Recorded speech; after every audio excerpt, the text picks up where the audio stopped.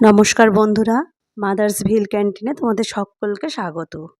আজকে আমি একটা নতুন রেসিপি নিয়ে চলে এসেছি। আজকে আমি বানাবো চিকেন ভর্তা। তোমরা দেখতে থাকো ভিডিওটা প্রথম থেকে শেষ পর্যন্ত দেখতে থাকো। আশা করি তোমাদের সবার ভালো লাগবে এবং এই রেসিপিটা অত্যন্ত সহজভাবে বানাবো আমি। আমার ঘরে যা জিনিস আছে তাই দিয়েই বানাবো, যেটা নেই সেটা আমি স্কিপ করে যাব। দিলে চলবে, অবশ্যই দিলে তো ভালোই স্বাদ হবে, তবে আমারটাও আশা করি ভালোই লাগবে। তোমরা একবার হলেও খেয়ে দেখো। তাহলে যাই হোক, আমার আজকে রেসিপিতে যা যা লাগছে আমি সেখানে চলে যাই। লাগছে রসুন। আমি 300-350 মতো চিকেনের জন্য, সলিড চিকেন যেহেতু আমার বাড়ির ছিল, আমি মাপটা সঠিক বলতে পারছি না, তবুও তার জন্য আমি 5 কোয়া রসুন নিয়েছি, আদা নিয়েছি, একটু গোটা গরম মশলা, এটা আমি ফোড়নে দেবো। আর এই পেঁয়াজটা নিয়েছি, এটা আমি কুচিয়ে ভেজে সেটাকে বাটবো। এবার আমি মূল রান্নার জন্য নিয়েছি তেজপাতা, শুকনো লঙ্কা দেবো ফোড়নে, সামান্য হলুদ লাগবে এতে, কাশ্মীরি লঙ্কার গুঁড়ো নিয়েছি, লাল লঙ্কার গুঁড়ো নিয়েছি, 2 চামচ ধনের গুঁড়ো নিয়েছি, আর 1.5 চামচ মতো জিরের গুঁড়ো নিয়েছি। এবার আমি চিকেনটা সরাসরি চলে যাব চিকেনটা সিদ্ধ করতে। এতে আমার লাগবে আর লাগবে টক দই। আমি আগেই বলে দিচ্ছি, তোমরা রেডি করতে পারবে জিনিসটা। হ্যাঁ, টক দইটা ফেটিয়ে নিতে হবে। আর লাগবে কাজু আর পোস্ত টুকরো বলতে এটা ছিঁড়ে নিতে হয়, যেহেতু ভর্তা হবে। আমি পিসগুলো আর আলাদা করে কাটিনি, একবারে সিদ্ধ বসিয়ে দিলাম। সামান্য একটু লবণ দিয়ে আমি সিদ্ধ করে নিলাম। এদিকে আমি পেঁয়াজটা কাটতে থাকি, ওটা সিদ্ধ হোক। মিনিট 5-7 সিদ্ধ হলে মোটামুটি চিকেনটা নরম হয়ে যাবে।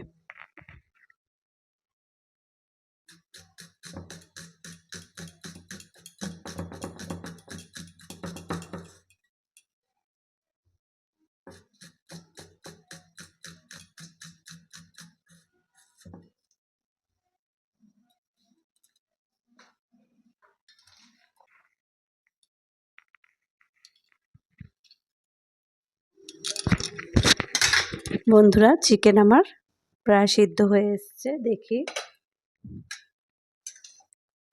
আমি চিকেনের স্টক জলটা একদমই ফেলবো না, এটাই আমি রান্নার কাজে লাগিয়ে দেব। হ্যাঁ, চিকেন আমার প্রায় সিদ্ধ হয়ে এসছে, আর একটুখানি হোক। আর এদিকে ততক্ষণে আমি একটা ডিম আমি সিদ্ধ বসিয়ে দেবো। এখানেতে একটা ডিম সিদ্ধ লাগবে। বেশি চিকেন হলে আমি 2টো ডিম দিতাম, যেহেতু চিকেনটা খুবই কম, তাই আমি একটা ডিম সিদ্ধই কুচিয়ে ওর মধ্যে দেব।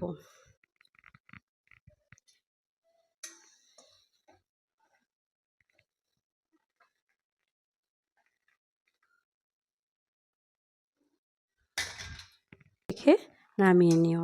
এখন আমি গ্যাসটা বন্ধ করে দিলাম, চিকেনটা ঠান্ডা হতে দেব। চিকেন ঠান্ডা হোক, এদিকে জল থেকে তুলে নিলাম, স্টকটা আমি আলাদা রাখবো।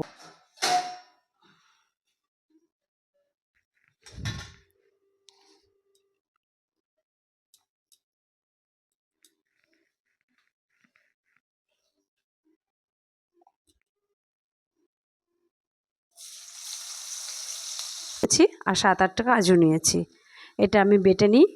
বেরেস্তাটা হতে থাক, আমি এই ফাঁকে এটা বেটে নিচ্ছি।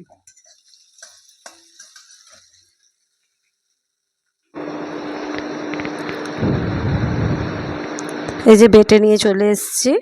এবার কাজু পোস্ত একসাথে বেটেছি, আদা রসুন আর বেরেস্তাটা বেটে নিয়েছি। এরপরে আমি চিকেনটাকে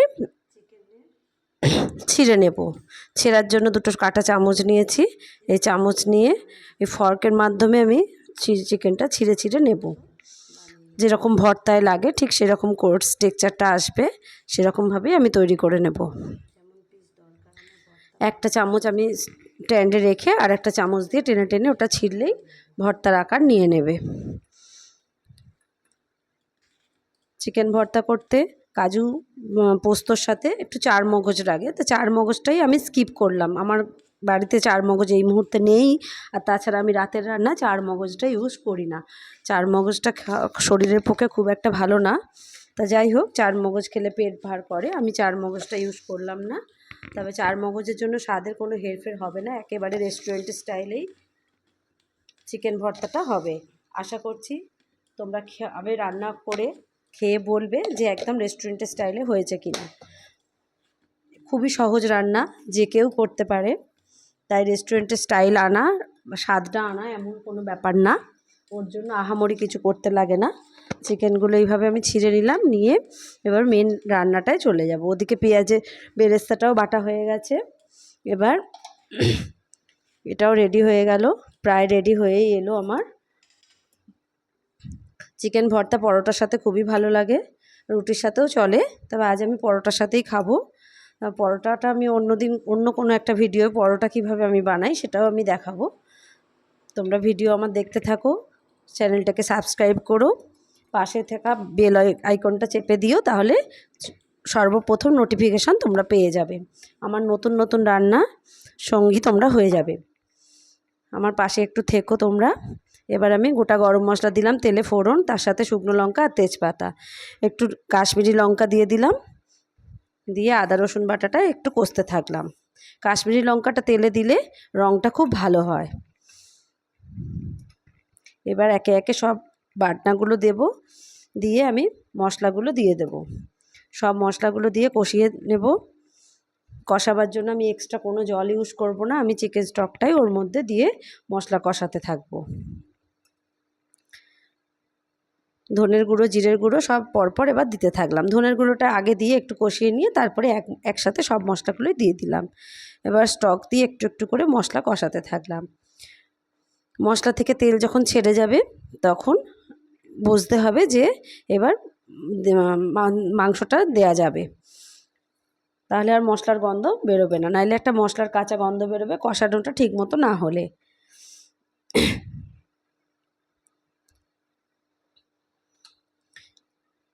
এবার পেঁয়াজের বেরেস্তাটা দিয়ে দিলাম, যেহেতু ভাজা পেঁয়াজ তাই খুব বেশি আগে দিতে হবে না, একটু পরে দিলেই হবে।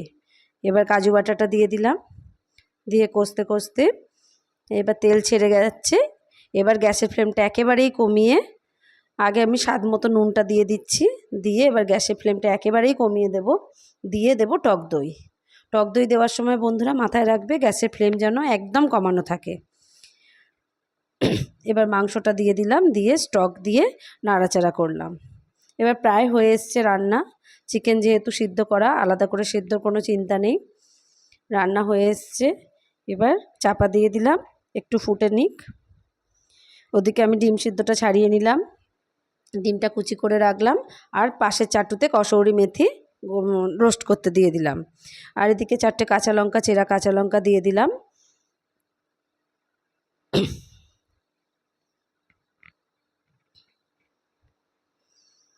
রান্না প্রায় হয়ে এসছে, তোমরা দেখো কত সুন্দর টেক্সচার এসছে, খুবই সুন্দর হয় এই রান্নাটা। রান্নাটা রুটি পরোটার সাথে খেতে খুব ভালো লাগে। যখনই আমার বাড়িতে অল্প চিকেন থাকে আমি এইভাবেই চিকেনটাকে আমি ভর্তা বানিয়ে ফেলি। ভর্তা দিয়ে রুটি আমার ছেলে তো খুবই ভালো খায়, যার জন্য ওর আর রুটি খাবার চিন্তা হয় না। আজকে আমি পরোটা দিয়ে করব। এবার আমি দেব ফ্রেশ ক্রিম, যেটা আমি দোকানে পাইনি, আমার বাড়িতেও ছিল না। আমি সামান্য দুধের সর তুলে এটা করেছি, ওই জন্য খুবই কম হয়েছে। তোমাদের যদি বাড়িতে থাকে বা দোকানের সামনে পাওয়া যায় তোমরা একটু বেশি পরিমাণ দিও, আমি পরিমাণটা খুবই কম দিলাম,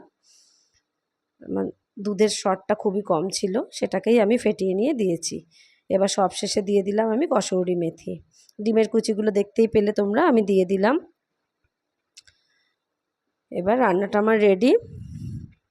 এইভাবেই আমি চিকেন ভর্তাটা বানিয়ে নিলাম। তোমরা বানিয়ে অবশ্যই খেও, আর কমেন্ট করে অবশ্যই জানিও আর কিছু এতে দেওয়া যায় কি না, বা কীভাবে কি স্বাদটা এনহ্যান্স করা যায় সেটাও আমাকে বলো। ভালো থেকো বন্ধুরা, আমার রান্না আজ এই পর্যন্ত। নমস্কার।